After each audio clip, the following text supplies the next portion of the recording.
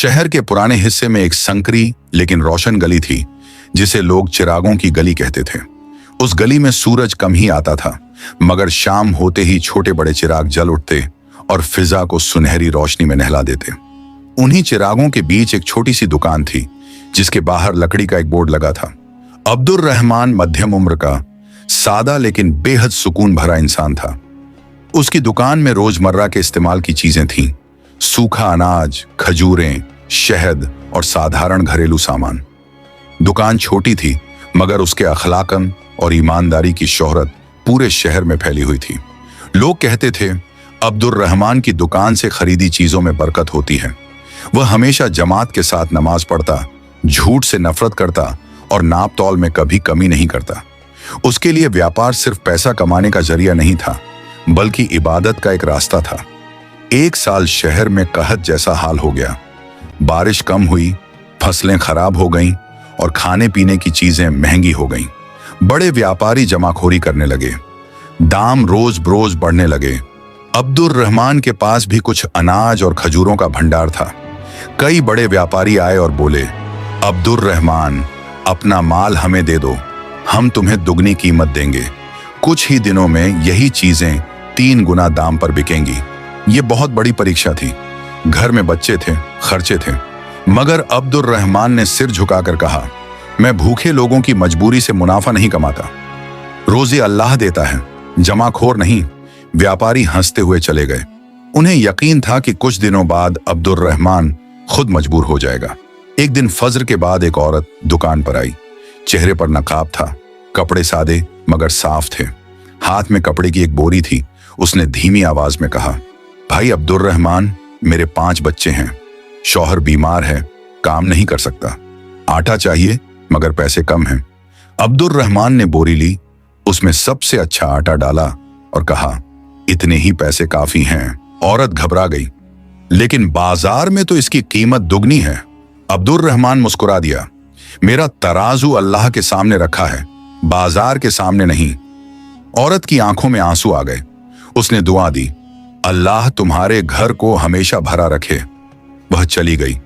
अब्दुर रहमान ने दिल ही दिल में कहा, ऐ अल्लाह, इस खिदमत को कबूल फरमा। कुछ दिनों बाद अनाज लगभग खत्म हो गया। उसके पास बस इतना बचा कि घर और कुछ गरीबों के लिए काफी हो। उसी शाम एक रईस आदमी आया। कीमती कपड़े, महंगा इत्र और साथ में पहरेदार थे। उसने कहा, सुना है तुम्हारे पास अभी भी आटा है, सारा माल मुझे दे दो, मुंह मांगी कीमत दूंगा। अब्दुर रहमान ने नरमी से जवाब दिया, यह आटा उन घरों के लिए है जहां आज चूल्हा नहीं जलेगा। मैं इसे दौलत के बदले नहीं बेच सकता। रईस का चेहरा लाल हो गया। तुम जानते नहीं मैं कौन हूं, पूरा शहर मेरे गोदाम से खरीदता है। अब्दुर रहमान ने सुकून से कहा, और मैं जानता हूं कि रोजी मेरे रब के खजाने से आती है। रईस गुस्से में चला गया और जाते जाते धमकी दी, याद रखना, इस जिद का नुकसान उठाओगे। उस रात अब्दुर रहमान के घर में थोड़ा सा ही आटा था। बच्चों ने पूछा, अब्बा, कल खाने को क्या होगा? अब्दुर रहमान ने उनके सिर पर हाथ रखा, जिस रब ने आज दिया है वही कल भी देगा। बीवी ने खामोशी से पानी गर्म किया, दुआ पढ़ी और बच्चों को सुला दिया। अब्दुर रहमान पूरी रात जागता रहा, कभी तस्बीह, कभी दुआ।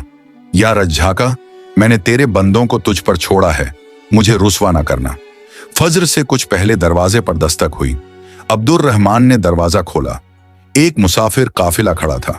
उनके सरदार ने कहा, हम शहर से गुजर रहे थे, रास्ते में डाकुओं ने हमारा राशन लूट लिया।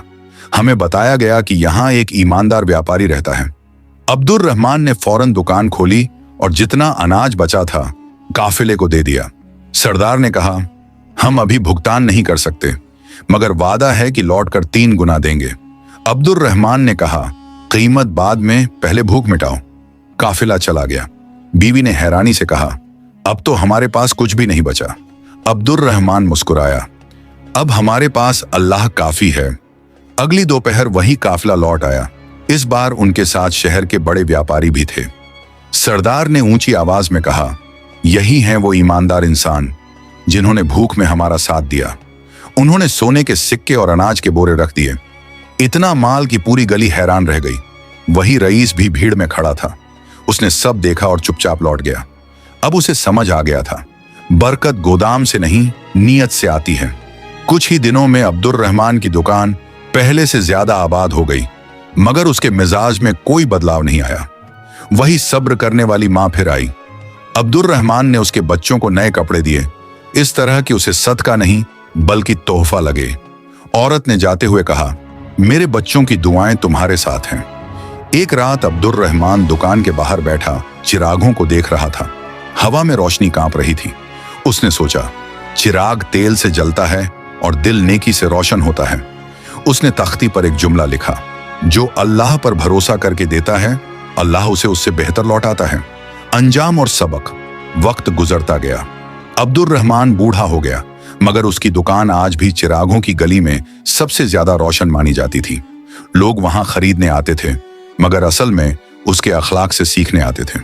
मरने से पहले उसने अपने बेटे से कहा, बेटा, अगर व्यापार करना है तो माल से नहीं, दिल से करना। नाप तौल ठीक रखना, मगर नीयत उससे भी ज्यादा ठीक रखना। बेटे ने वादा किया। आखिरी पैगाम, ये कहानी हमें सिखाती है कि रोजी अल्लाह के हाथ में है। भूख से मुनाफा कमाना ईमान का नुकसान है। इज्जत बचाकर मदद करना सबसे बड़ी नेकी है।